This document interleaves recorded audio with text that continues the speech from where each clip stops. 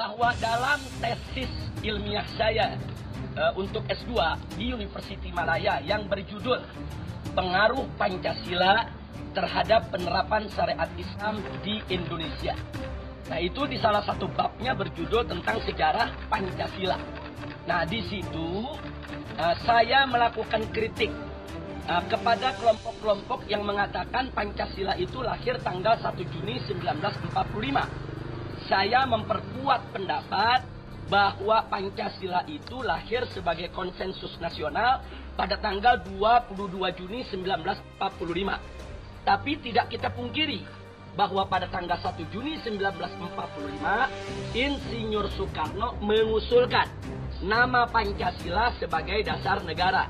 Tapi ada hal yang perlu diingat, bahwa redaksi usulan yang diajukan oleh Bung Karno, itu di dalam Pancasila yang disusun oleh Bung Karno, sila ketuhanan itu ada di sila terakhir, sila kelima.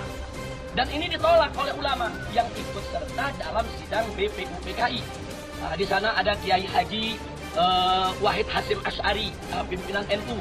Ada Kiai Haji Abdul Qahar Muzakir, pimpinan Muhammadiyah. Ada Kiai Haji Agus Salim, pimpinan Sarekat Islam. Nah, mereka menolak usulan Bung Karno dalam soal redaksi rumusan Pancasilanya.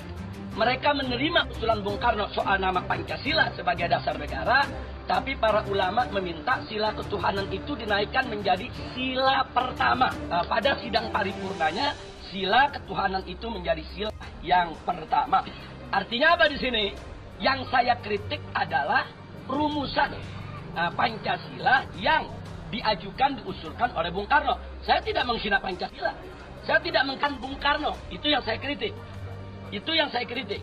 Nah, yang kedua yang saya kritik, saya tidak terima kalau kelahiran Pancasila itu dinisbahkan tanggal 1 Juni 45. Yang betul adalah 22 Juni 1945. Kenapa? Karena pada tanggal 1 Juni masih berupa usulan, belum disepakati oleh para pendiri bangsa.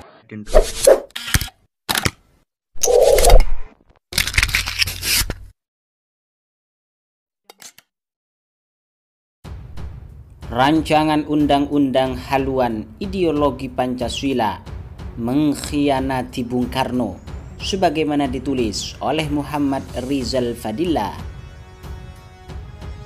bahwa Bung Karno berpidato pada 1 Juni 1945 menawarkan rumusan ideologi negara, apakah Pancasila, Trisila, atau Ekasila, tidak bisa dibantah sebagai fakta sejarah. Pidato perasan ini disampaikan di depan peserta sidang BPUPKI yang dipimpin Dr. Rajiman. Masalahnya adalah Insinyur Soekarno sama sekali tidak menetapkan atau bersepakat pada Pancasila rumusan 1 Juni 1945 tersebut. Masih mengambang, dan itu adalah sebatas tawaran pilihan, usulan, dan pidato-pidato berikut dari para peserta sidang tidak menyepakati tawaran Bung Karno tersebut.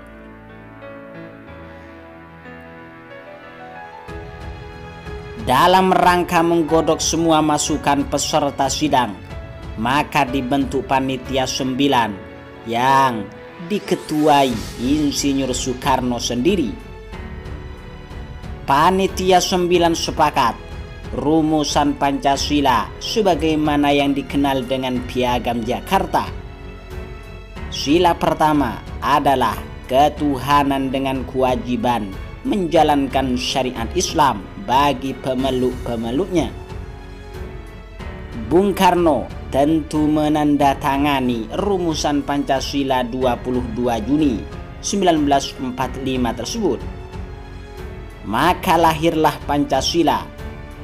Inilah Pancasila yang dilahirkan oleh BPUPKI, oleh Insinyur Soekarno. Maka keliru jika ada yang menyatakan 1 Juni 1945 sebagai kelahiran Pancasila. Belum ada kesepakatan apa-apa saat itu. masih penggodogan, adu konsep, atau adu tawar gagasan. Sebagaimana diungkap juga oleh Habib Rizik Syihab, Ketua Umum Front Pembela Islam.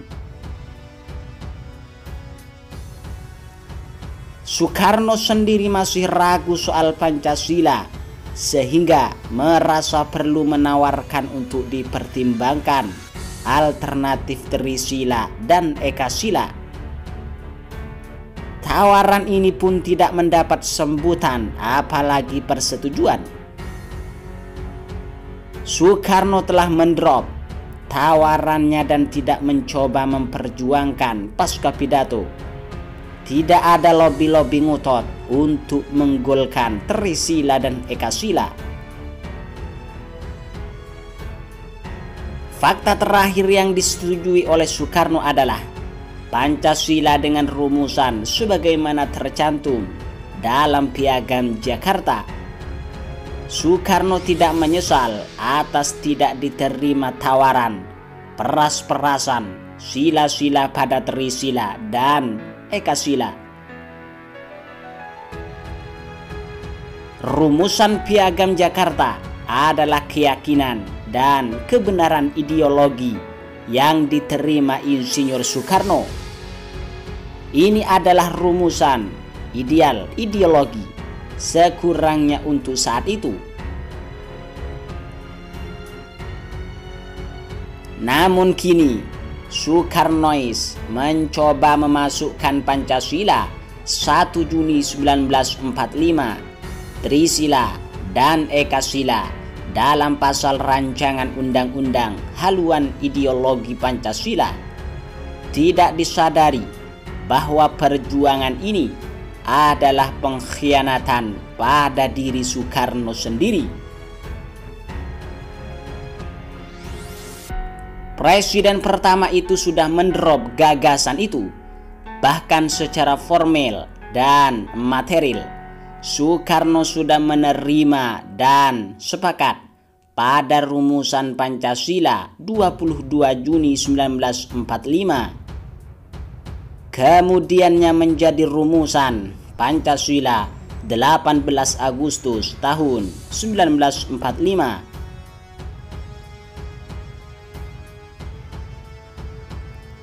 Saat Dekret 5 Juli 1959, Soekarno menyatakan bahwa Piagam Jakarta menjiwai Undang-Undang Dasar tahun 1945 dan merupakan satu kesatuan dengan undang-undang tersebut. Tidak pernah terlintas dalam pikiran Soekarno bahwa Pancasila 1 Juni 1945 atau Trisila dan Ekasila itu menjadi jiwa dari Undang-Undang Dasar tahun 1945.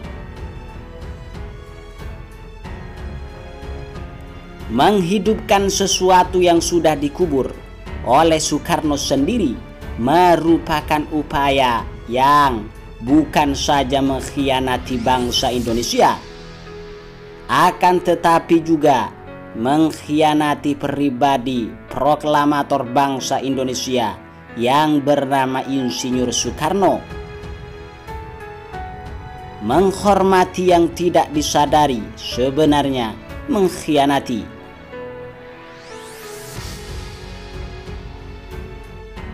Saya tegaskan kembali, kini Soekarnois mencoba memasukkan Pancasila 1 Juni 1945 atau Trisila dan Ekasila dalam pasal rancangan undang-undang HIP, haluan ideologi Pancasila. Tidak disadari bahwa perjuangan ini adalah pengkhianatan pada diri Soekarno sendiri. Padahal presiden pertama itu sudah mendrop gagasan itu. Bahkan secara formal atau material, Soekarno sudah menerima dan sepakat pada rumusan Pancasila 22 Juni 1945 yang kemudian menjadi rumusan Pancasila 18 Agustus tahun 1945